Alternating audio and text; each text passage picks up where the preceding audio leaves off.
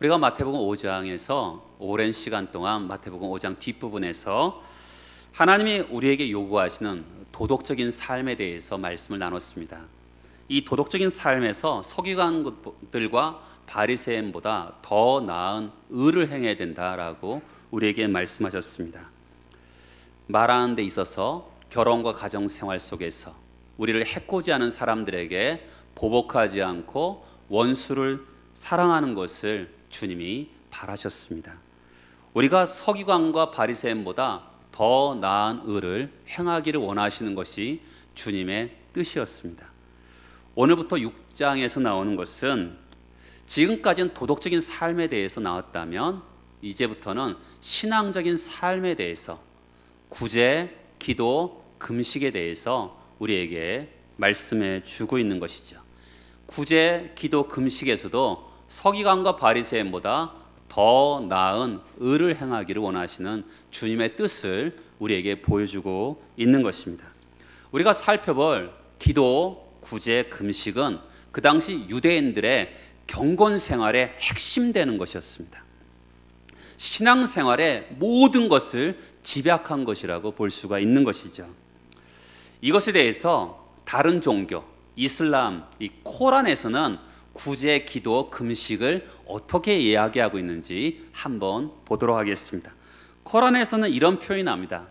기도는 천국의 중간까지 이르게 하고, 금식은 천국의 바로 문 앞까지 데려다주고, 구제는 천국 안으로 들어가게 해준다. 이런 표현이 나옵니다. 어떤 면에서는 참 쉽죠. 구원이 참 쉽습니다. 기도하고 금식하고 구제 등의 행위로 간단하게 천국에 들어갈 수 있다고 하니까요.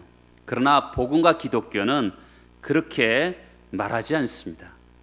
오늘부터 한 달에 걸쳐서 1절부터 18절까지 우리가 지난번은 도덕적인 삶에 대해서 말씀 나눴다면 신앙적인 의, 서기관과 바리새인보다 더 나은 신앙적인 의는 무엇일까? 그것을 생각해 보려고 합니다. 여러분, 이방 사람도 기도합니다. 이슬람교도 구제합니다. 유대교도 금식합니다. 그러면 예수 믿는 우리 성도는 이 세상 사람들 다 하는 겁니다. 예수 안 믿는 사람도 기도합니다. 그렇죠? 그런데 어떤 차이가 있을까요? 그들보다 더 나은 신앙적인 의는 무엇이어야 될까? 그것에 대해서 오늘 말씀하고 있습니다. 특히 1절 말씀은 2절부터 18절까지의 말씀의 원리에 대해서 말씀하고 있습니다. 2절부터 18절까지는 구체적인 영역을 세 가지 영역으로 나눠서 구제, 기도, 금식에 대해서 설명하고 있는 것이기 때문에 1절의 원리가 제일 중요한 것입니다. 같이 1절을 같이 보겠습니다. 사람에게 보이려고 그들 앞에서 너희 의를 행하지 않도록 주의하라. 그리하지 아니하면 하늘에 계신 너희 아버지께 상을 받지 못하느니라. 구제, 기도, 금식할 때 원리에 대해서 나오고 있습니다. 구제하라. 그러나 사람에게 보이려고 하지 말라. 은밀히 보시는 하나님 앞에서 구제하라. 기도하라. 그러나 사람들 보는 데서 보는 앞에서 기도하지 말라. 은밀히 보시는 하나님 앞에서 기도하라. 금식하라. 그러나 사람에게 보이려고 금식하지 말라. 은밀히 보시는 하나님 앞에서 금식하라. 이것이 그리스도인들의 신앙생활의 대원리를 가르쳐주고 있는 것이죠. 이것은 뭐냐면 하나님을 의식하며 살라는 것입니다. 여러분, 오늘 말씀 쭉 읽어보면 구제하고 기도하고 금식하는데 어떤 사람은 하나님께 상을 받고 어떤 사람은 하나님께 상을 받지 못합니다. 기준이 무엇입니까? 누구를 의식하고 하느냐는 것이죠. 종교 행위를 똑같이 했어요. 똑같이 합니다. 구제하고 금식하고 기도했는데 어떤 사람은 상을 받고 어떤 사람은 상을 받지 못한다라는 거예요. 한 부류는 사람을 의식하면서 하는 종교 행위를 하는 것입니다. 사람들의 평가가 어떠실지, 사람들에게 인정받고 싶어서 하는 것이죠. 하나님과 무관한 것이기 때문에 하나님께 상을 받지 못합니다. 반면에 하나님을 의식하고 하는 부류가 있습니다. 그들은 하나님 앞에서 그 종교 행위를 하고 있기 때문에 하나님께서 기억하시고 상을 주시는 것입니다. 큰 원리를 기억하시겠죠? 하나님을 의식하면서 살라. 하나님 임재 앞에서 살라. 하나님을 24시간 모시고 살라. 하나님 한 분이 나의 관중이신 것을 의식하며 살라. 이런 것이 신앙생활의 대원리를 가르쳐주고 있습니다. 성경은요, 이런 원칙에 대해서 생각보다 많이 말씀합니다. 성경에 보면 예배에 대해서 합니다. 영과 진리로 예배할지니라. 여러분, 성경을 보면 예배의 어떤 절차에 대해서 나오지 않습니다. 그러나 분명한 것은 원리는 나옵니다. 영과 진리로 예배할지니라. 이런 바른 자세를 가지고 하나님을 섬기라고 말씀하고 있는 것이죠. 사랑하는 성도 여러분, 이 세상을 살아가면서 신앙적인 행동을 하는데 왜 사람들에게 보이려고 할까요? 그것은 사람들의 본능 때문에 그렇습니다. 세 가지 본능이 있는데 첫 번째는 소유욕에 가지고 싶은 거, 먹고 싶은 것이 있어요. 두 번째는 정치적인 욕망입니다. 뭔가 되고 싶은 욕망이 있어요. 세 번째는요, 보이고 싶은 욕망입니다.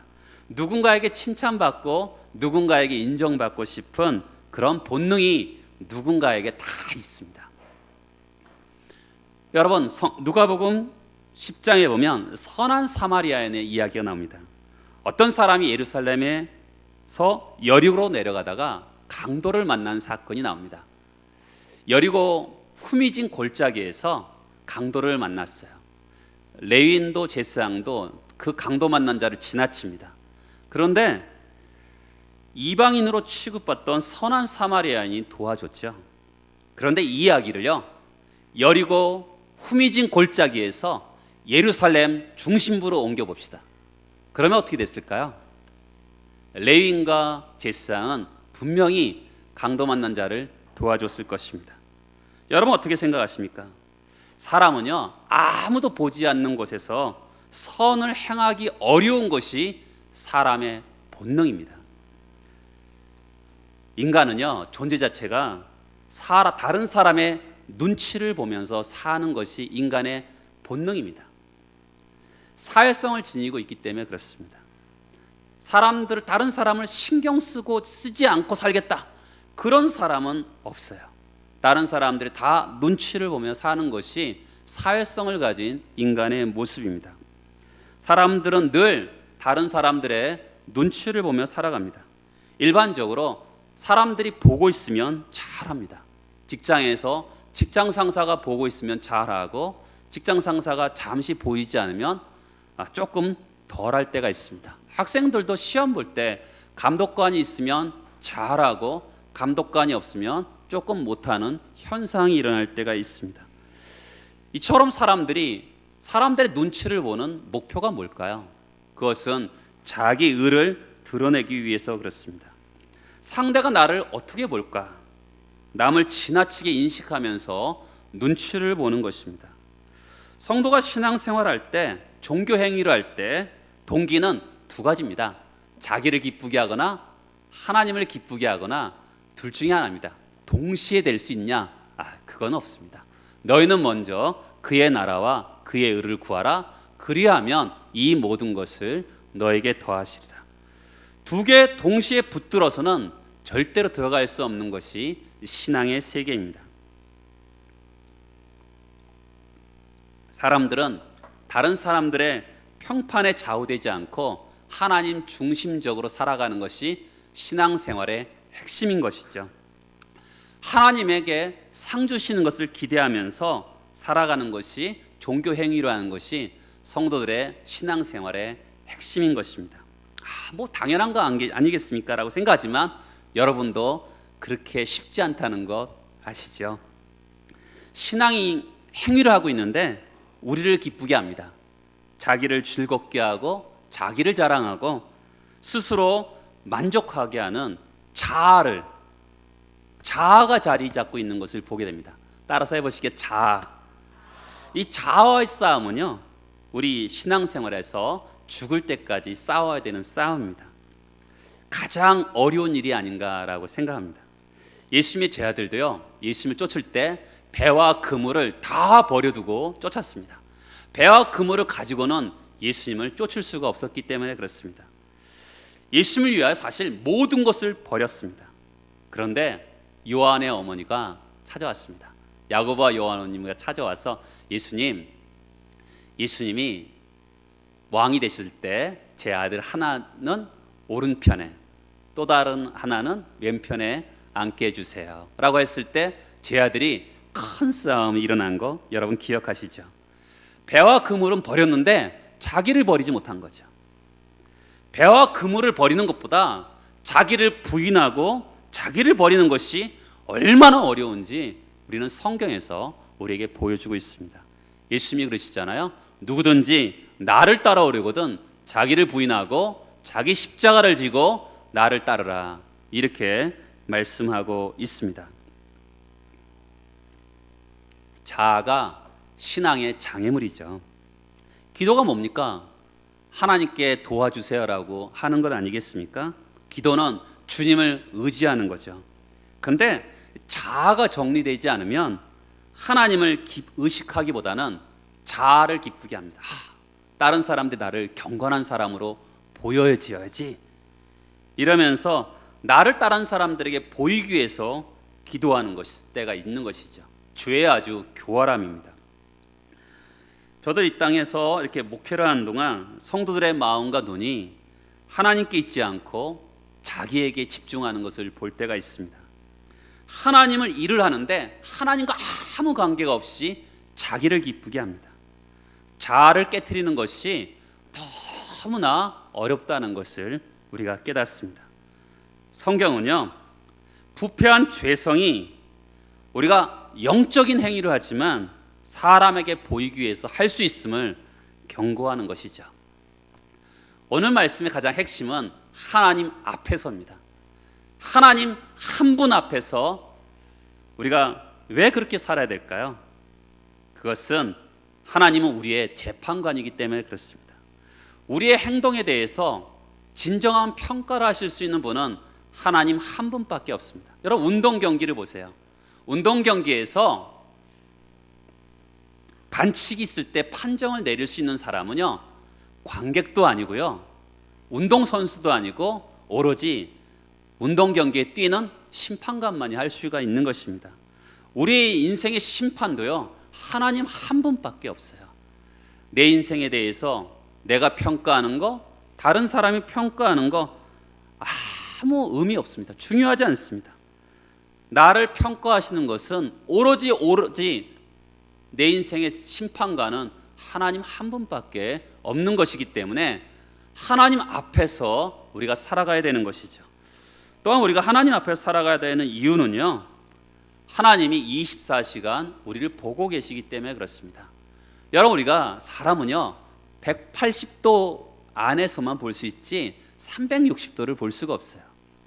그리고 우리가 감시 카메라를 달지만 감시 카메라에 한계가 있다는 거 여러분 알고 계시죠? 그런데 하나님은 어느 곳이나 어느 시간이나 우리를 보고 계시기 때문에 하나님 앞에서 우리가 신앙생활을 해야 되는 것이죠. 또한 우리가 하나님 앞에서 살아야 되는 이유는요, 이것입니다. 하나님 우리의 속마음, 동기를 알고 계시기 때문에 그렇습니다.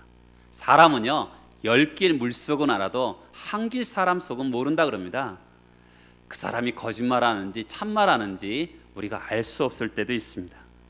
그런데 하나님은 인간의 그 동기까지 살펴보실 수 있는 분이기 때문에 하나님 앞에서 우리로 신앙생활을 하라고 말씀하고 있는 것이죠.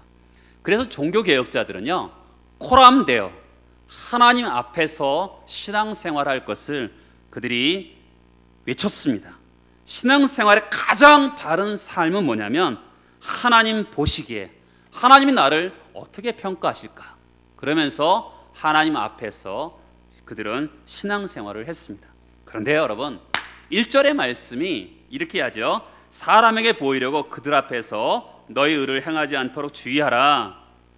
그리하지 아니하면 너희 아버지께 상을 받지 못한다라고 얘기합니다. 그런데 이 말씀과 충돌되는 말씀이 있어요. 그것은 5장 16절입니다. 너희 빛이 사람에게 비치게 하여 그들로 너희 착한 행실을 보고 하늘에 계신 너희 아버지께 영광을 돌리게 하라. 아니, 언제는 사람에게 보이지 말라 하고 언제는 사람에게 보이라 그러니 이게 어떻게 된 건가라고 생각할 수가 있겠죠. 근데 여러분, 이 말은 서로 모순되는 말이 아닙니다. 두 개 다 하나님의 영광을 위해서 하는 것이기 때문에 그렇습니다. 열심히 하다 보니까 사람들이 보게 되는 것과 사람들에게 인정받기 위해서 하는 것과는 다른 것이죠. 하나님 앞에 산다는 것은요, 하나님께 영광을 구하는 그런 삶을 사는 것입니다. 여러분, 여기 예배에 대해서 한번 적용해 볼까요? 예배는 우리가 누구에게 드리는 겁니까? 관객은요, 한 분, 하나님 한 분입니다. 그런 것처럼 직장 생활도, 우리가 학교 생활도, 또한 가정 생활도 하나님 한 분 앞에서 하는 것이라고 성경 우리에게 말씀하고 있는 것이죠. 그분을 의식하며 살 때 하나님은 그 삶에 대해서 상을 주신다고 말씀하고 있습니다. 종종 교회 다닐 때요, 이 기복주의 사상에 대해서 많은 사람들이 알레르기 반응 때문에 뭐 상을 받는다라고 생각할 때 이 별로 좋지 않게 생각하는 분들이 있는데, 여러분, 하나님은 그 행위에 따라 복을 주시는 것에 대해서 성경은 굉장히 강조하고 있다는 걸 여러분 아셔야 돼요. 마태복음 5장에서 보면 박해받는 자에게 하나님 복을 주신다고 얘기하고 있어요. 또 마태복음 10장에 보면 소자에게 냉수 한 그릇 준 자에게 결단코 그 상을 잃지 않으리라고 말씀하고 있고요. 작은 것에 충성된 자에게 내가 많은 것을 내가 맡기겠다. 충성에 대해서 대가를 주신다고 분명히 성경이 말씀하고 있습니다. 예수님은 적지 않은 것에 보상에 대해서 말씀하고 있다는 것을 꼭 기억하셔야 돼요. 여러분, 은밀하게 보시는 그 하나님께서 우리에게 상을 주신다 합니다. 이것에 대해서 하나 예를 들어보겠습니다. 첫째 아들과 둘째 아들이 있는데, 첫째 아들은 잘 살고요, 둘째 아들은 가난하게 삽니다. 이 첫째 며느리가 돈이 좀 많기도 하고 그래서 여유롭게 해서 둘째 내에게 아이들 등록금도 대주고 먹을 것도 좀 주고 필요할 때는 돈도 주고 아버님 몰래, 시아버지 몰래 이렇게 줬습니다. 근데 시아버지가 보니까, 이렇게 잘 보니까 그 첫째 며느리가 둘째 내한테 너무 잘하는 것을 보면서 마음속에 흐뭇한 겁니다. 그러면서 이 시아버지가 돈을 차곡차곡 모아둡니다. 그러던 어느 날 애야 큰 며느리를 부릅니다. 네가 둘째 내에게 잘하는 것을 내가 너무 고맙게 생각한다. 그래서 내가 너에게 줄 것이 하나 있는데 하면서 봉투 한 2천만 원을 줍니다. 돈보다도 아버지가, 시아버지가 자기를 기억해줬다는 것이 너무 감사한 것 아니겠습니까? 마찬가지죠. 하나님이 상을 주신다는데 여기서 상이 어떤 상인지는 정확하게 말씀하고 있지는 않습니다. 그러나 분명한 것은 하나님께서 우리에게 상을 주신다고 말씀하고 있기 때문에 여러분 기대해도 되겠죠? 그러나 분명한 것은 그런 것 같아요. 마더 테레사랑 저랑 하나님이 똑같이 상을 주실 거라고 저는 생각하지 않습니다. 마더 테레사는 19살부터 가난한 자를 이렇게 살았습니다. 평생 그렇게 사는 사람과 저처럼 이렇게 성도들에게 대접받는 목사랑은 너무나 확실하게 상이 다를 거라고 저는 생각합니다. 하나님은 공평하신 분이기 때문에 그렇습니다. 여러분, 이 원리, 하나님 앞에서 이 원리를 가지고 적용, 2절부터 구제에 대해서 적용합니다. 2절을 같이 보겠습니다. 그러므로 구제할 때 외식하는 자가 사람에게서 영광을 받으려고 회당과 거리에서 하는 것 같이 너희 앞에 나팔을 불지 말라. 진실로 너에게 이르노니 그들은 자기 상을 이미 받았느니라 라고 합니다. 구제할 때 반드시 구제가 있어야 된다고 말씀하고 있는 거예요. 그러면 이 구제에 대해서, 구제란 뭘까요? 한번 성경을 찾아보겠습니다. 야고보서 1장 27절의 말씀입니다. 야고보서 1장 27절에서는 이렇게 말합니다. 하나님 아버지 앞에서 정결하고 더러움이 없는 경건은 고아와 과부를 그 환난 중에 돌보고 또 자기를 지켜 세속에 물들지 아니하는 그것이니라. 야고보가 구제에 대해서 확실하게 정의를 내립니다. 구제는 고아와 과부, 환난을 당하는 자를 돌보아 주시는 것이다 라고 얘기하고 있어요. 구제를 뭐라고 얘기하죠? 정결하고 더러움이 없는 경건이라고 야고보서에 얘기하고 있습니다. 우리 보통 경건하면 뭐라고 생각합니까? 성경 끼고 다니고 기도 열심히 하는 것을 보통 경건이라고 생각하는데, 여러분 성경에서요 기도 많이 하고 성경 많이 보는 것을 경건이라고 표현한 적은 어디도 없습니다.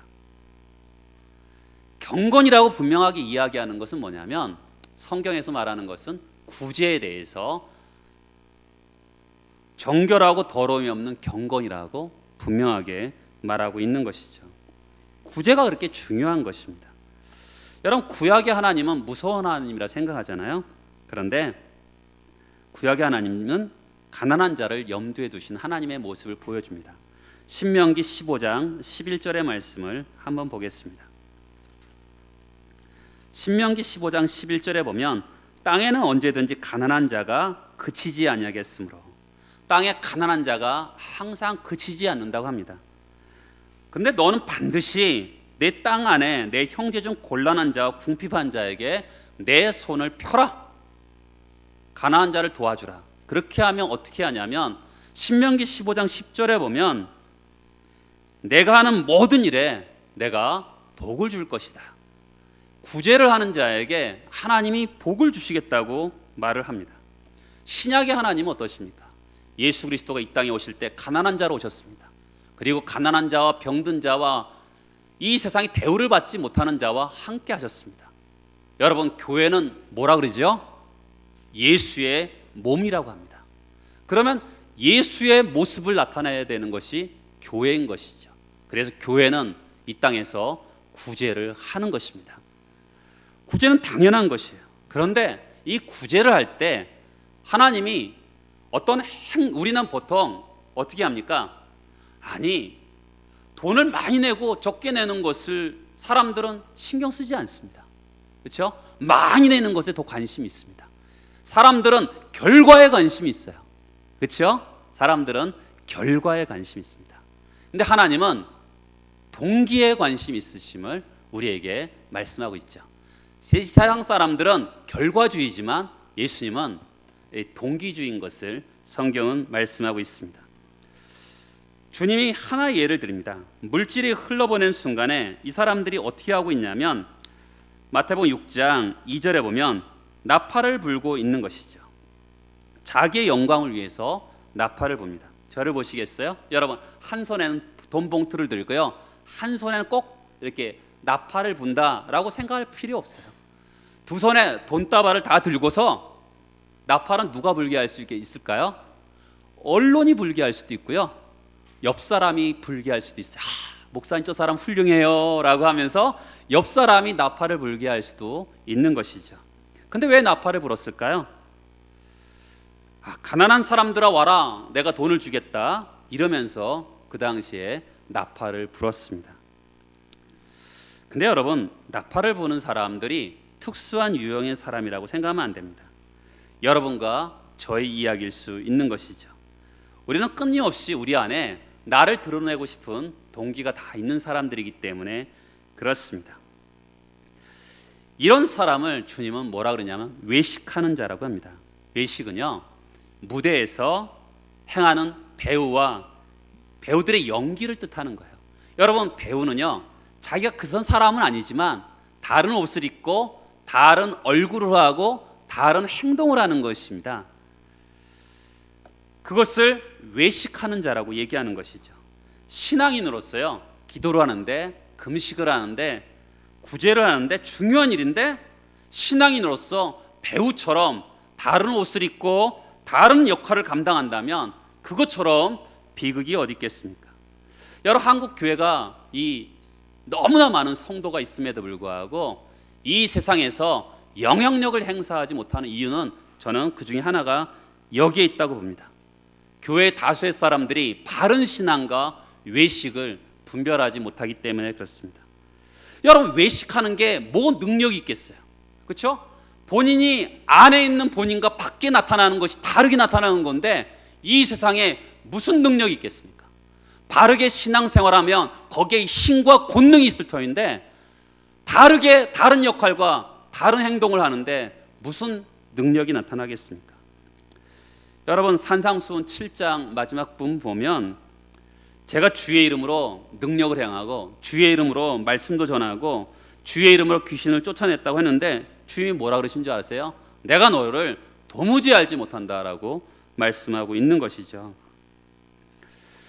여러분, 성경은요, 우리가 겉으로 구제하고 기도하고 금식하는 것을 그렇게 중요하게 여기는 것이 아니라 중요한 것은 마음의 동기가 무엇이냐, 그것이 신앙의 핵심인 것을 성경은 우리에게 말씀하고 있는 것이죠. 3절과 4절을 보겠습니다. 너는 구제할 때 오른손이 하는 것을 왼손이 모르게 하여 내 구제함을 은밀하게 하라. 은밀한 중에 보신 너희 아버지께서 갚으시리라. 어떻게 하랍니까? 은밀하게 하래요. 아니, 오른손이 하는 일을 왼손이 어떻게 모르게 합니까? 저를 보세요. 저 오른손이요, 오른손도 나고요, 왼손도 나예요. 나도 모르게 하라는 거죠. 어떻게 그럴 수 있을까요? 여러분, 우리가 교회에서 갑자기 오른손이 하는 거 왼손이 모르게 한다 그럴 때 떠오르는 이야기가 한 가지가 있어요. 교회를 건축하면 사람들에게 여러분 강대상 하실 분 자원해 주십시오 이렇게 합니다. 이게 스피커 앰프 하실 분 한번 내세요 라고 이렇게 광고하면 성도들이 하나씩 하는 경우가 있습니다. 제가 옛날에 섬겼던 교회에서요, 1층에 교육관이 있었는데 교육관에 큰 저희 강대상보다 한 3배 정도 되고 더 높은 강대상이 1층에 있는 거예요. 아니, 이 공간도 엄청 차지하고, 그래서 이게 뭐예요? 라고 했더니 그걸 기증한 사람이 아직 살아 계셔서 못 버린다는 거예요. 여러분 이해되십니까? 제가 그때는 이해가 잘 안 되더라고요. 근데 제가 나이를 먹고 이렇게 하다 보니까 요즘에 이해가 좀 됩니다. 그러니까 그 사람은 그것을 정말 없는 돈에서 헌금하지 않았겠어요. 근데 그것을 어느 순간에는 버려야 될 때가 있거든요.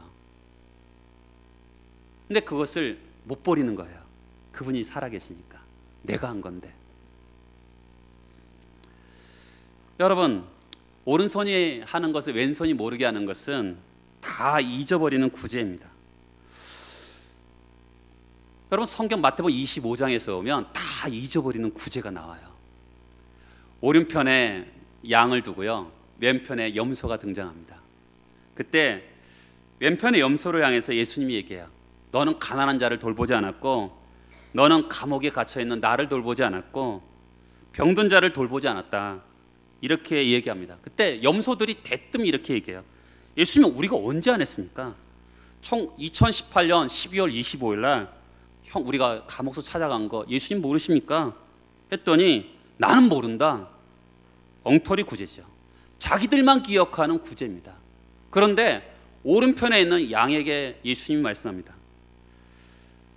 너희는 가난한 자를 돌봤고, 너는 병든 자를 돌봤고, 너는 감옥에 있는 나를 불쌍히 여겼구나. 그때 오른편에 있던 양들이 뭐라고 그러는지 아세요? 예수님, 도무지 기억이 나지 않는데요. 여러분, 성경에 그렇게 돼 있어요. 이게 진짜 구제죠. 오른손이 하는 것을 왼손이 모르게 하는 거. 여러분, 우리가 보통 어떻게 하냐면 일기장에 기록하고 컴퓨터에 기록하고, 그러면서 또한